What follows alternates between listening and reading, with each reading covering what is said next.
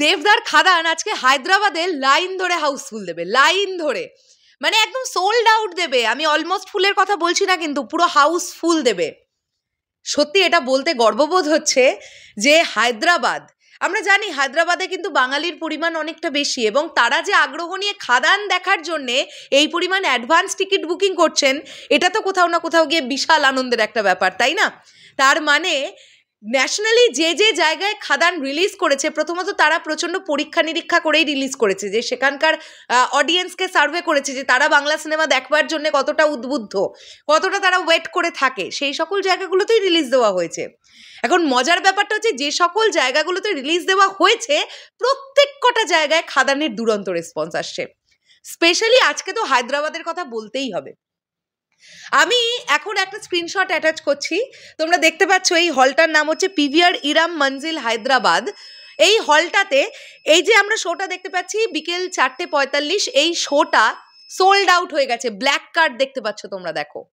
এ বাদেও হায়দ্রাবাদের আরও যে দুটো মল আমরা দেখতে পাচ্ছি, আইনক্স, জিএসএম মল হায়দ্রাবাদ, বিকেল 4:05 শোটা, একটা মাত্র টিকিট বাকি আছে। আমি যখন ভিডিওটা করতে বসেছি আমি দেখলাম সার্চ করে, মাত্র একটা টিকিট বাকি আছে। এই একটা টিকিট কেউ কেটে নিলে এটাও সোল্ড আউট হয়ে যাবে।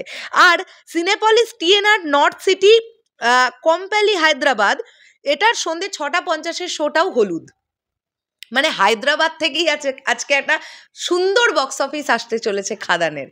এছাড়াও যদি আমরা ব্যাঙ্গালোরের কথা বলি, মুম্বাইয়ের কথা বলি, দিল্লির কথা বলি, আসামের কথা বলি, ওড়িশার কথা বলি, এই সকল জায়গাতেও কিন্তু ইয়েলো কার্ড আমরা দেখতে পাচ্ছি। আমি একটা জিনিস না বুঝতে পারছি না, আসামটা না বুকমাই শোতে দেখাচ্ছে না কেন? তোমরা কি কেউ দেখতে পাচ্ছ? মানে আসামের রেসপন্স কীরকম সেটা আসাম লিখলে বুকমাই শোতে বেরোচ্ছে না।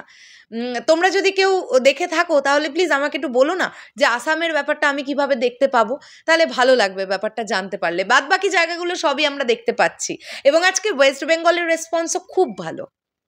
এটা তো গেল একটা দিক, হায়দ্রাবাদ কাঁপিয়ে দিচ্ছে দেবদা। শুধু হায়দ্রাবাদ না, হায়দ্রাবাদ, ব্যাঙ্গালোর, পুনে, মুম্বাই, দিল্লি, ওড়িশা সব জায়গা কাঁপাচ্ছে।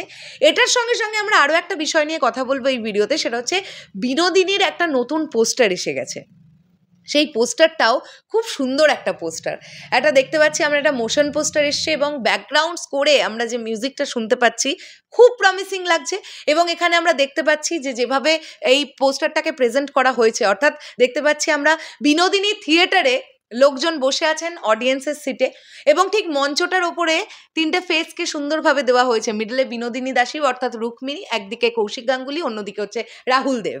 পুরো পোস্টারটাকে যেভাবে সাজানো হয়েছে ভীষণ কালারফুল লাগছে। আমি যদি ভুল না করি খাদান চলাকালীন আমি এক্ষুনি সিনেমা হলটার নাম মনে করতে পারছি না, কিন্তু ওই সিনেমা হল থেকে একজন কেউ আমায় ছবি তুলে পাঠিয়েছিল। এই পোস্টারটা দিয়ে কিন্তু অলরেডি অ্যাড হয়ে গিয়েছিল সেই সিনেমা হলে আর কি, মানে পোস্টারটা রাখা ছিল বড় করে বিনোদিনীর অ্যাড করে আর কি খাদান রিলিজের সময়। তো আজকে অফিসিয়াল পোস্টারটা আমাদের সামনে এলো, মানে ইন্টারনেটের মাধ্যমে এলো, খুব প্রমিসিং লেগেছে। 23 জানুয়ারি বিনোদিনীও মুক্তি পাচ্ছে দেব এন্টারটেনমেন্ট ভেঞ্চার্স এবং প্রমোদ ফিল্মসের যৌথ প্রযোজনায়, আর রামকমল মুখার্জি ডিরেক্টর। তো আমি অবশ্যই এই ছবিটাকে নিয়ে ভীষণ আশাবাদী, কারণ রুক্মিণী মৈত্র, কৌশিক গাঙ্গুলি, রাহুল দেব, মীরদা, এছাড়াও আরও যারা যারা আছেন এই ছবিতে, কাস্টিং খুব ভালো কাস্টিং হয়েছে, এবং বিনোদিনী দাসীকে নিয়ে ছবি বাংলায়, সেটা অবশ্যই আমি খুব এক্সাইটেড এই ছবিটাকে দেখবার জন্য। চলো শেষ করলাম ভিডিওটা, দেখা হচ্ছে আবার খুব শিগগিরই নতুন কোনো ভিডিও নিয়ে। তাহলে এখনের জন্যে টাটা।